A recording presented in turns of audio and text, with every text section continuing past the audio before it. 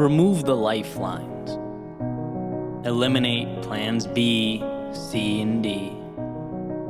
Let the curtains close and the lights dim. See, the beginning of something new requires the ending of something current. So make life propel you into chapter 2. Let the door slam and lock behind you. Throw away the key. With the boats burned and turning back off the table, we have to make it work. We have to figure it out. Well, how, we might ask, with only these pieces, with only this circumstance, with only these resources? Well, it's funny how when walking away is no longer a possibility, so many other possibilities are born. When we're stuck between the wall and our demons, we roll up our sleeves and do that which we have been, let's face it, running from. We fight.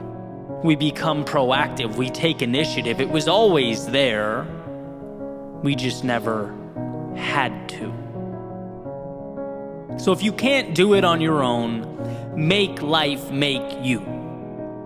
Because the bottom line is there are new horizons that await your arrival. They are always there.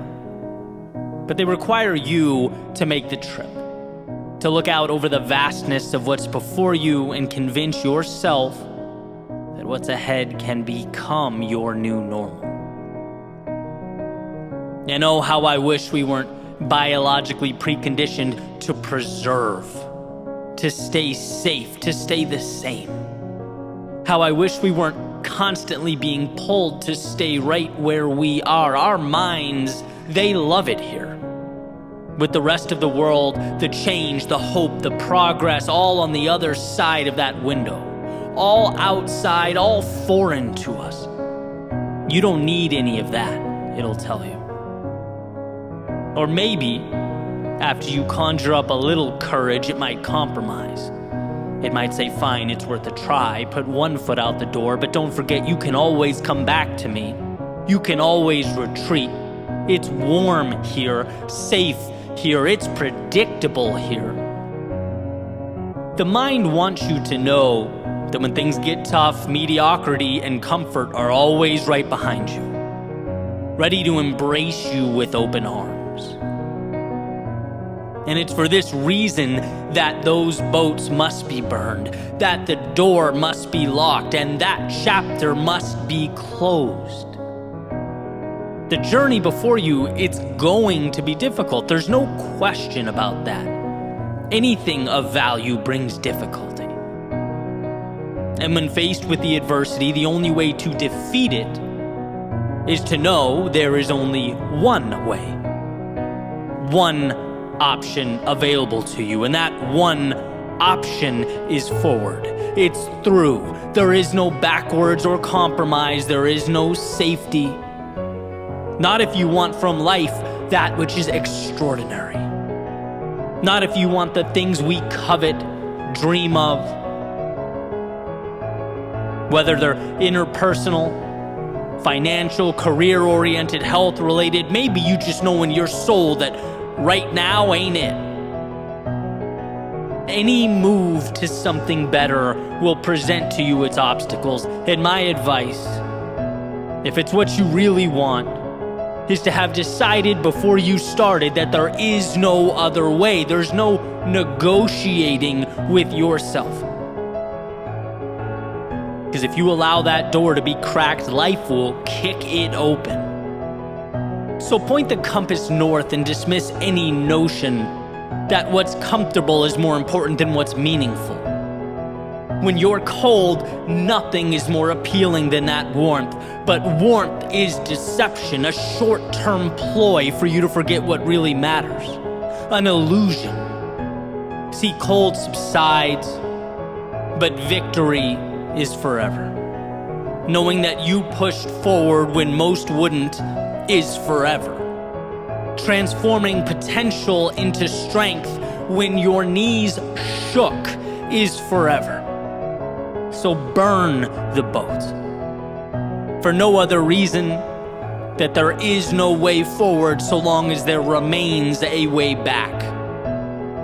Make life make you win.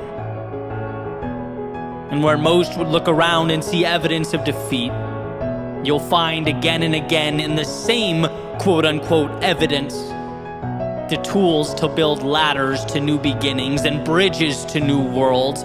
There's a saying that I love, that most of life's successful people were too ignorant of the odds to know their accomplishments were considered at one point impossible. And I love it because it highlights that there was never a fallback option, a concern for the statistics. There was no worry or exhausted energy on what if. Rather, it was constant building and adjusting, finding ways over, through, and around the walls that inevitably stand before us. There was no way home, so they pushed forward into their greatness. And so can you, whatever shape, form, or color greatness looks like in your eyes, whatever mountaintop appeals to you, if you want it, if you're willing to decide before you go that you will one day stand amongst the clouds, peering out at that world you deemed wasn't against you, but for you, anything is possible.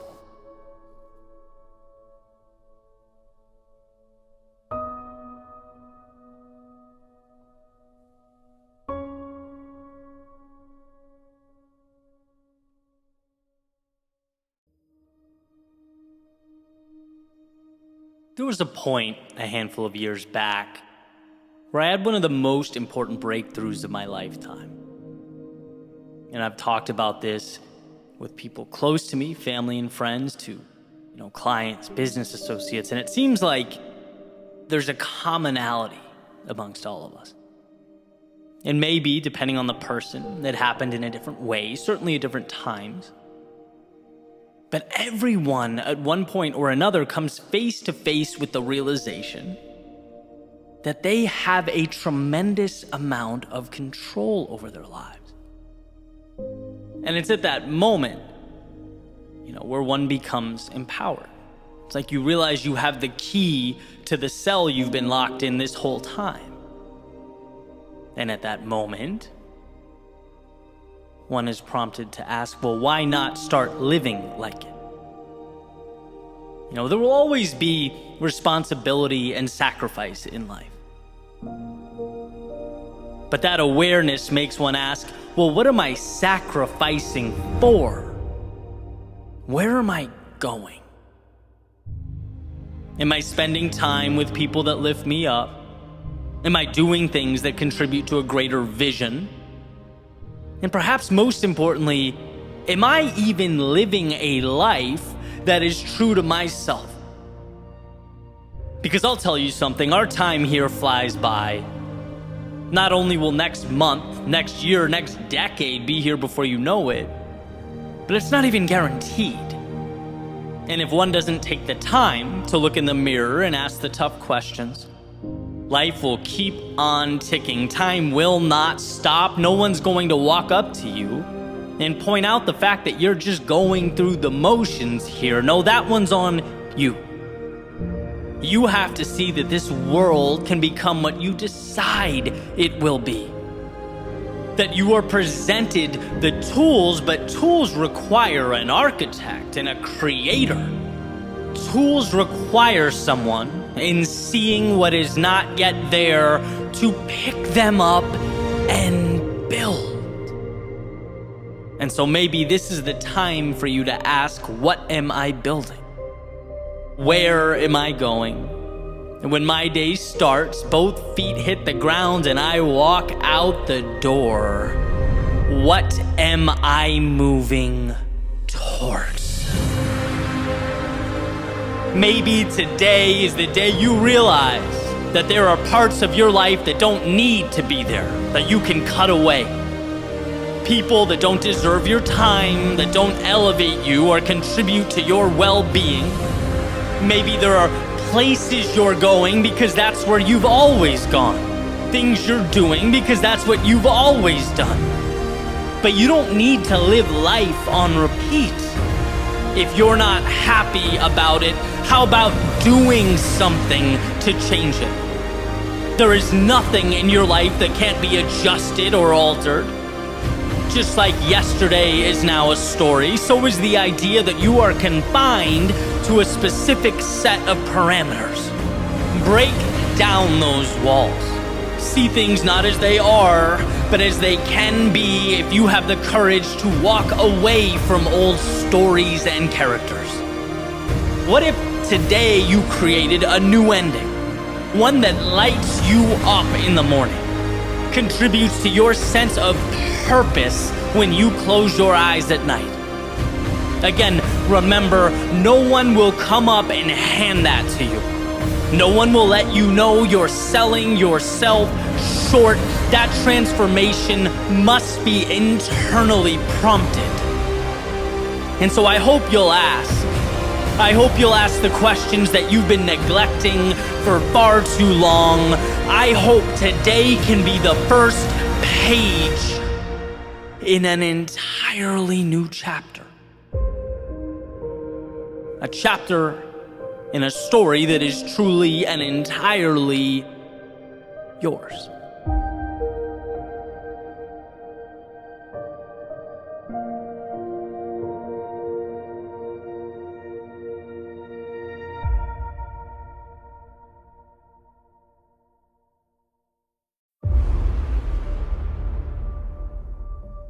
Stop apologizing. Stop apologizing for who you are, what you believe, and how you see the world. Stop apologizing for your failures. They lift you up. They push you to be more. Stop apologizing for being different, unusual, or unique. There's a saying that if you are lucky enough to be different, don't ever change. Embrace that. Hold it.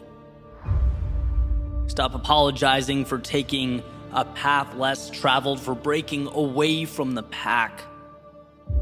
It's not an insufficiency. It doesn't mean you couldn't go their way. It means you have the courage to be yourself in a world trying to make you someone else. Stop apologizing for words that don't align with someone else's ideology or worldview. Your job isn't to appease or conform.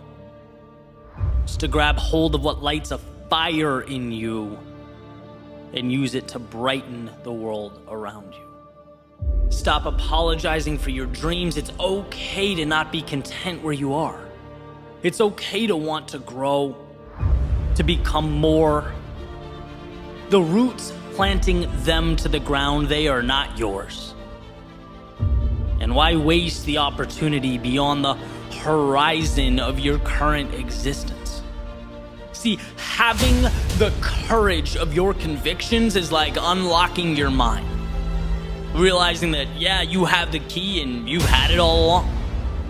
No one else gets to set your parameters. They don't get to tell you what's right or what to believe.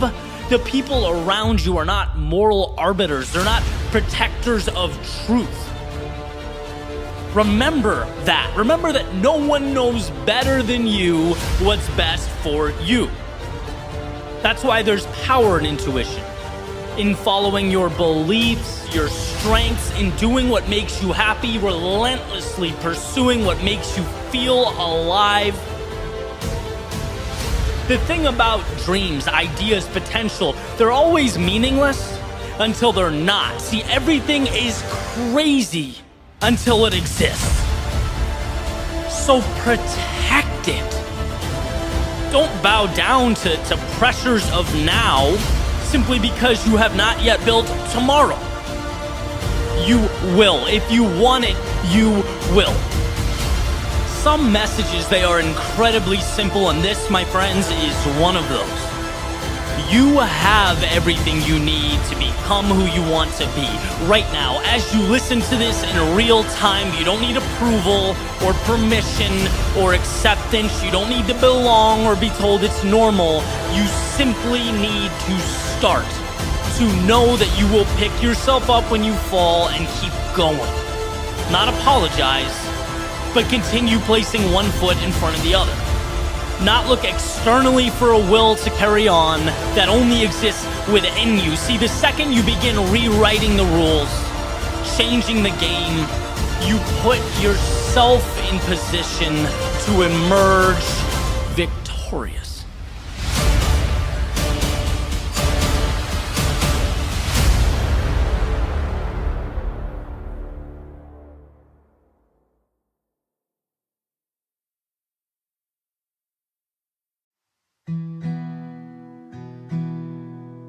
Sometimes the inspiration doesn't come to you. No, sometimes you have to go out and find it. When it hurts the most, when the deck seems stacked against you, when the road to travel seems to be longer than you can endure. These are the times we're tasked, not with waiting, but with creating. And those lows, they become highs because they force us to self-assess, to look around and say, I don't want to feel this way anymore. I'm done tolerating X, accepting Y, associating with Z, and so a bridge must be created to something. And your question is simply, what's that something going to look like? Here's what's interesting. Knowing what you don't want is often the beginning. It breathes life into a first step. Maybe you look up and you have no idea what step 2,000 or 3,000 looks like, and that's perfectly okay. You don't need to know exactly where you're headed, exactly what the top of the mountain will look like. What took me forever to figure out is knowing that here isn't right for you, wherever here is enough. Because it is the beginning, the engine that makes it all work. You don't owe explanations, apologies aren't required of you.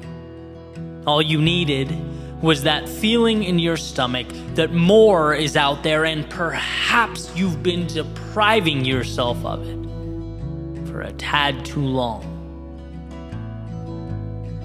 You just need to leave scarcity behind and train your eyes to find the abundance you exist within.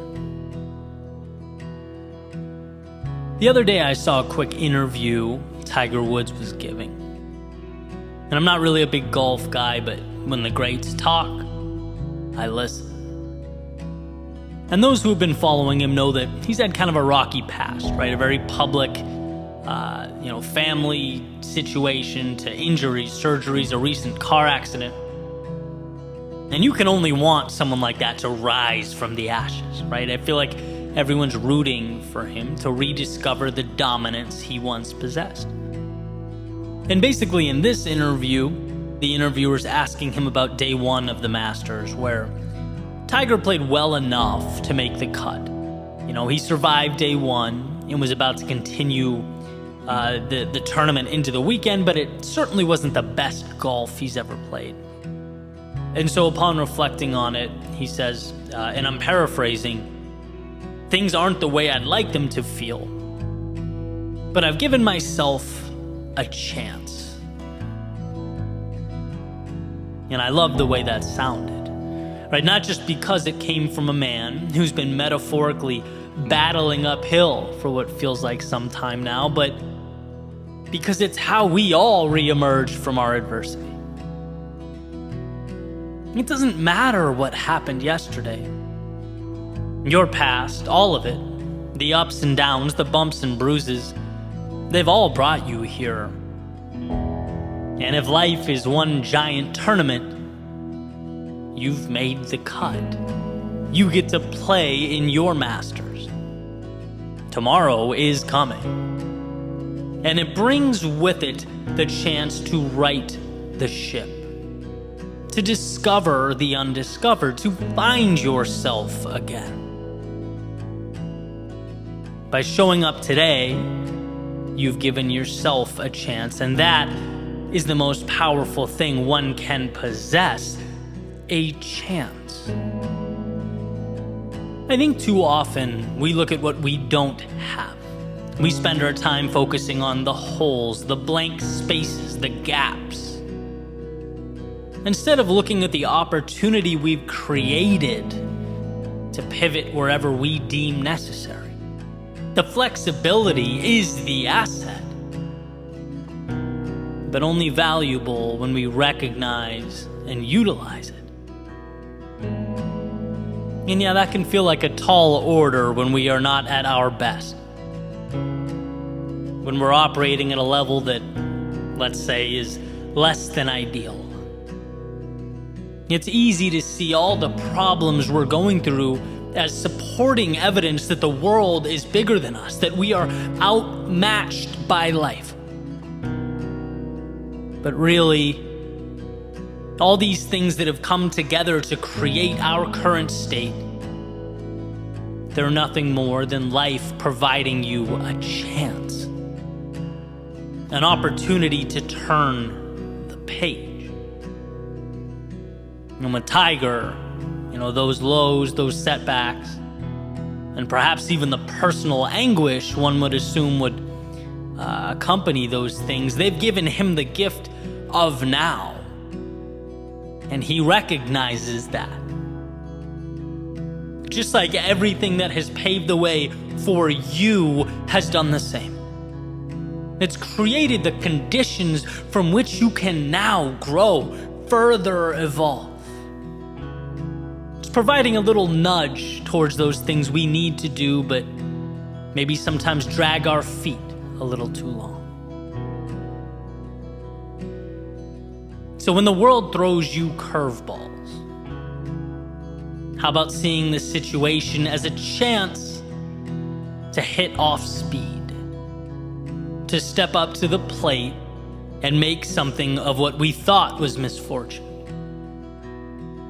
When one trades, it's happening to me, for it's happening for me, you're presented advantages that were previously unavailable. They weren't there. And not because they didn't exist. They weren't there because they weren't recognized. Because perhaps you saw the very thing that could help you as the thing that would hurt you. But regardless, here you are, sharpened by the mistakes you made and shaped by the lessons you learned. You are here. Not to relive the past, but to create a new reality, write a new chapter, walk a new path. You are here. And wherever next happens to be, let it unfold. Because you chose it.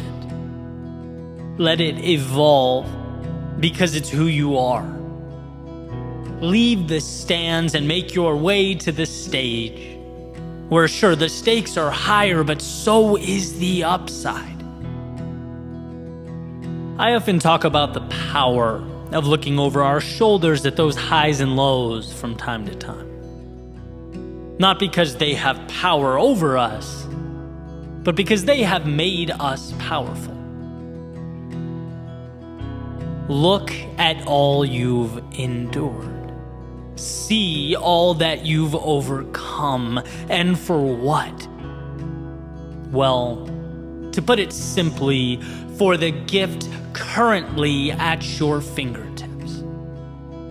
The chance to say years from now that sure, you lost yourself. Things became chaotic, confusing, convoluted. Maybe you were unsure. Maybe at times you even felt alone. But those times the same times that could have kept you down. Instead, reminded you what you were capable of becoming. You don't get the light at the end of the tunnel without walking through the darkness. And so to remember that all this has unfolded to bring about something beautiful on the other side, well, that just might be the perspective that you've needed, that you've left behind. The world will only give you what you ask for, and so right here, right now, instead of accepting a continuation of your past, how about demanding an evolution of yourself? That game of life awaits. And so for your sake and the world's, don't be afraid to play.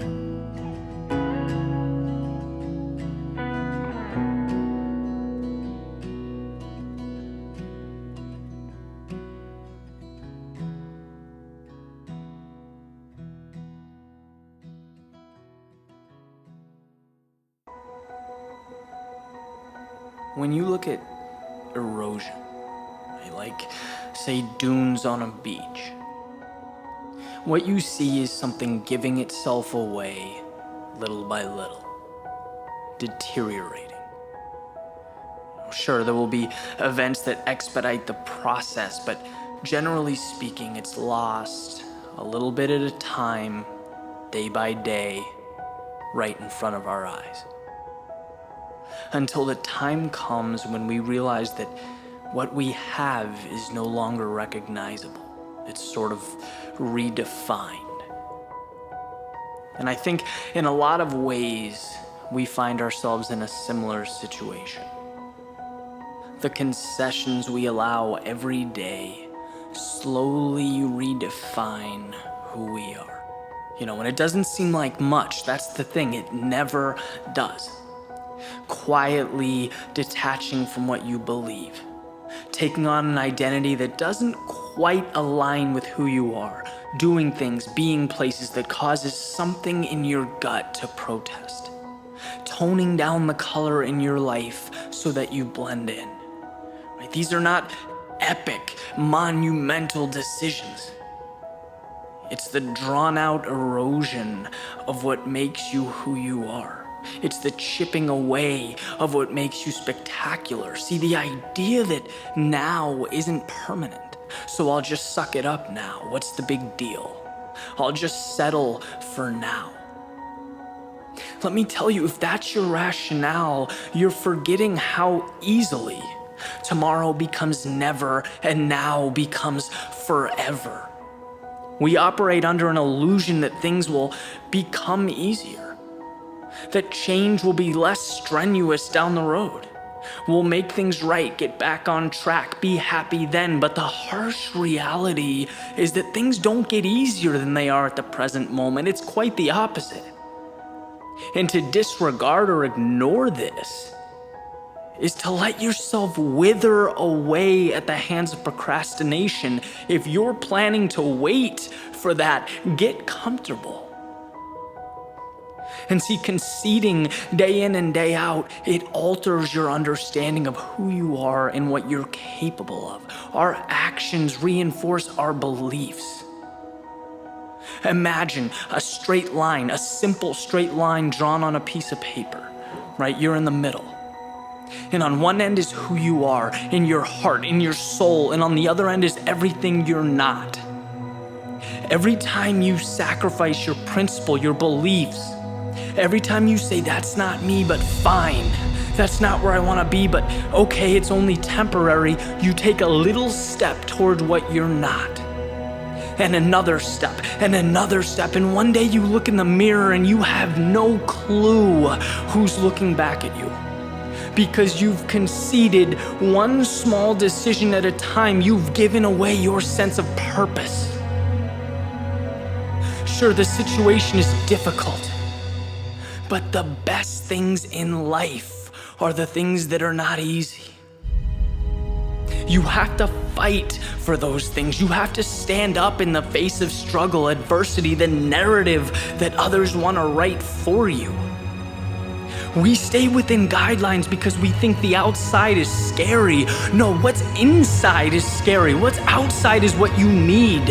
And when you stop banking on the anticipated miracles of tomorrow and manage the reality of today, you succeed.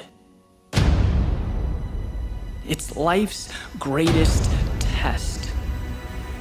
Are you brave enough to be you? Are you strong enough to fight back when you're tempted to hide, to blend in? Every time you summon the courage to stay true to yourself, it gets easier. The difficulty lessens. You become free of the mental chains you've placed around your ankles. There are certain things in life worthy of compromise. But your identity, your journey, what makes you feel alive, that is sacred ground. That is worth defending until your last breath. No one can take that because it's yours. And when you look back on your life and the amazing people in it, a life lived fully will always supersede marching through your days wearing a mask and following someone else's agenda. It's your life. It's your gift. Live it.